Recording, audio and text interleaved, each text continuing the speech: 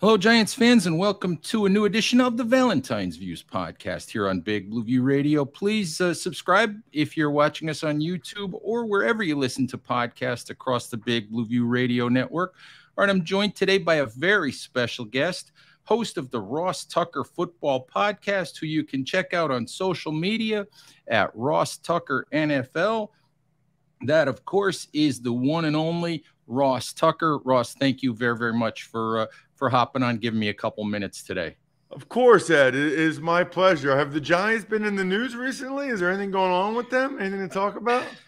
I haven't noticed. I haven't been paying any attention at all. So, yeah, there is, of course, that Saquon Barkley guy to talk about, and the timing of you being here today is a little bit accidental, but terrific, because you had NFLPA President J.C. Tretter on your show the other day, and J.C. made a couple of comments that really sort of drew some incredulous remarks, from a lot of folks. J.C. talked about he more or less endorsed the idea of a guy like Barkley, of a guy like Josh Jacobs, faking an injury to create leverage in a situation.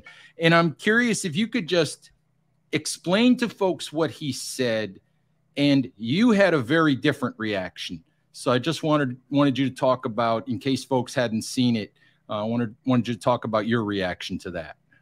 Yeah, sure. So first of all, definitely highly encourage people to check out the Ross Tucker Football Podcast, because I think, Ed, the week before I had Mark Lewinsky on, the right guard for the Giants. He told some great stories, by the way, about Saquon, about Daniel Jones, about Dexter Lawrence, that I thought were awesome. I didn't think Lewinsky talked. Well, he did to me on the Ross Tucker Football Podcast a couple weeks ago, and what a crazy story, by the way, Ed. I always wondered why he went to Lackawanna Junior College. A lot of times that's where guys go when they have bad grades, but he actually went to Votech. He thought he was going to get into residential construction and then became a much better football player than he ever realized. And all these colleges wanted him, but he didn't have the requisite classes to be a Division I athlete because he was at the Votech. I never heard that before. I thought that was crazy, really interesting. And then he talked about last year, and this really bodes well, by the way, Ed, for Giants fans. He said last year he felt like Daniel Jones was kind of uptight early in the year, right? It's a contract year. He's got a new head coach, a lot of pressure, didn't want to screw up. And Lewinsky said to Jones multiple times, man, just relax and have fun. And he felt like once Jones did that second half of the year that he played much better.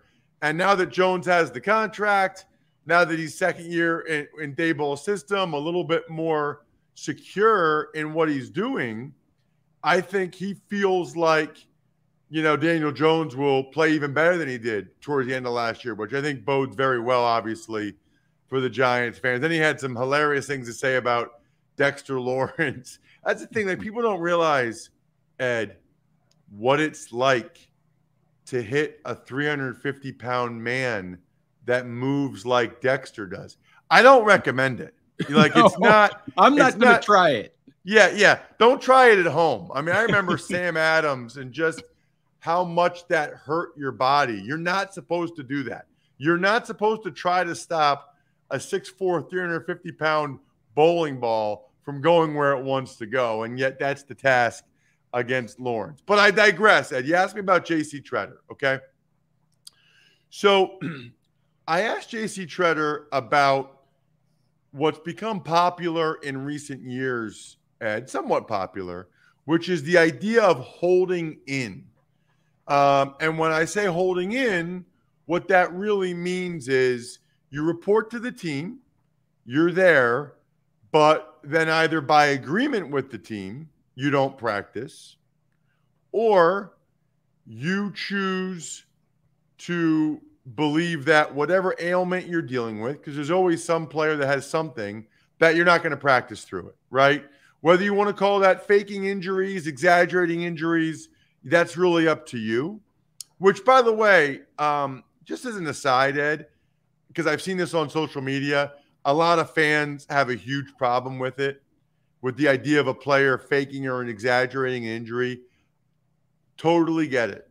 Totally understand. And by the way, growing up, how I did, where I did, I would have felt that way until I was 22 and played in the NFL. And if I never played in the NFL, I would still feel that way.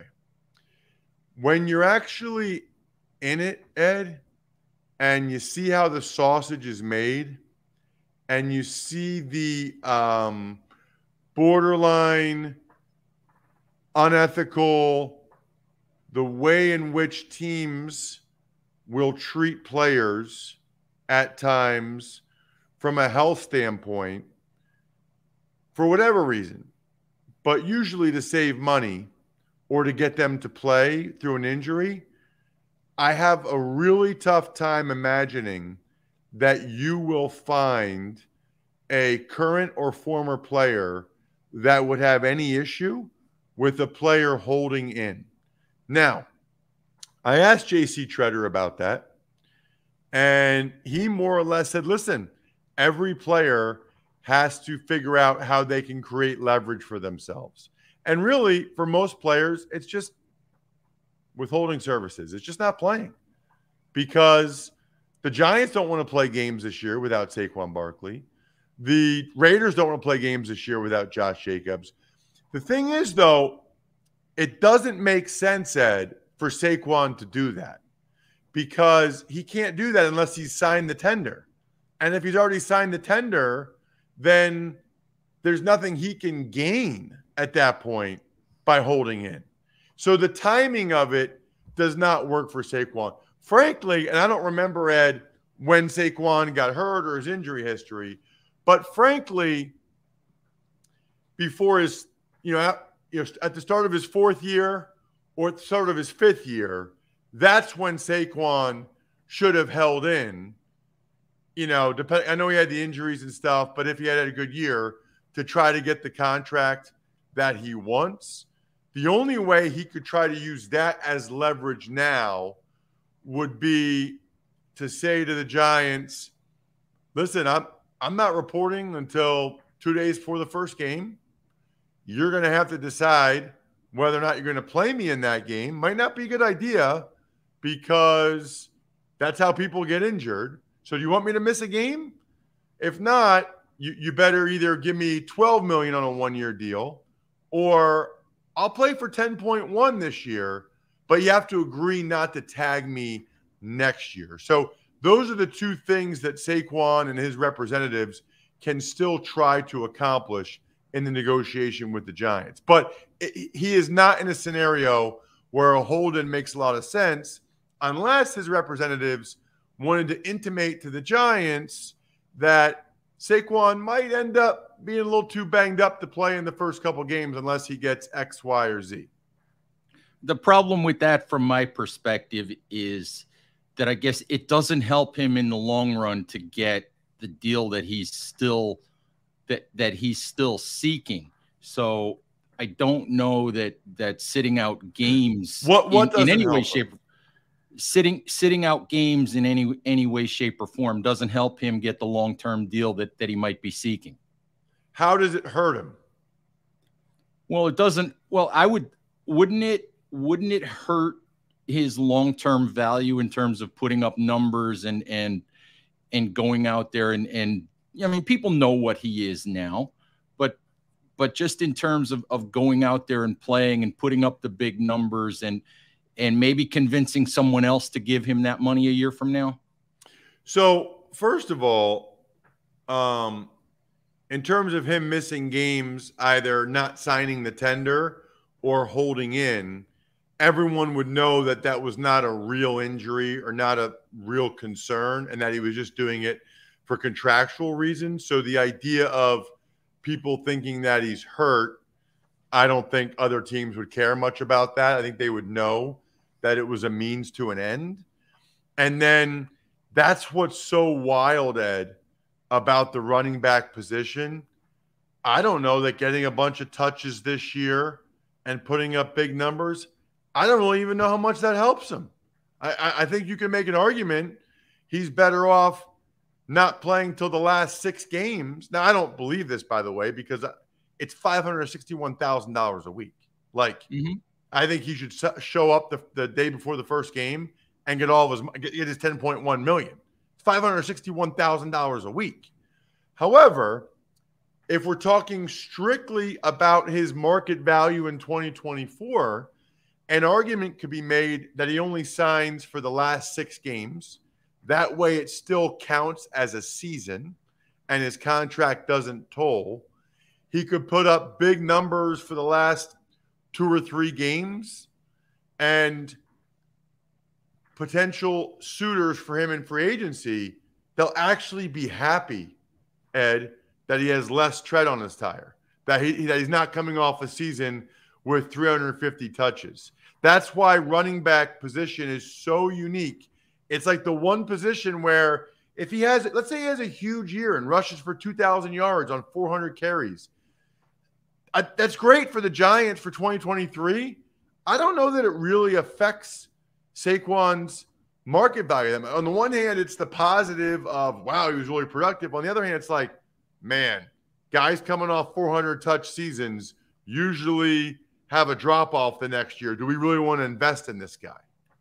Right. There's such an argument with running backs because they are valuable to their teams. They're very valuable to their teams, but the lifespan of their productivity is shorter than a lot of other positions. Yeah, and you know what, Ed? I'm glad you brought that up. I want to make a point here.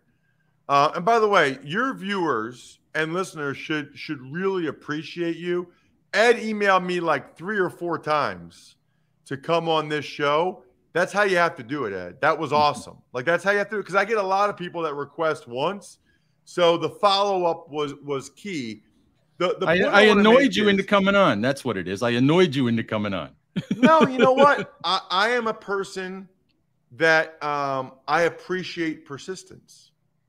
I appreciate that you didn't take no for an answer. That's kind of how I try to live my life, right? What I want to say, though, about the Giants and Joe Shane, right? I think they messed up here, and I'll tell you why, okay?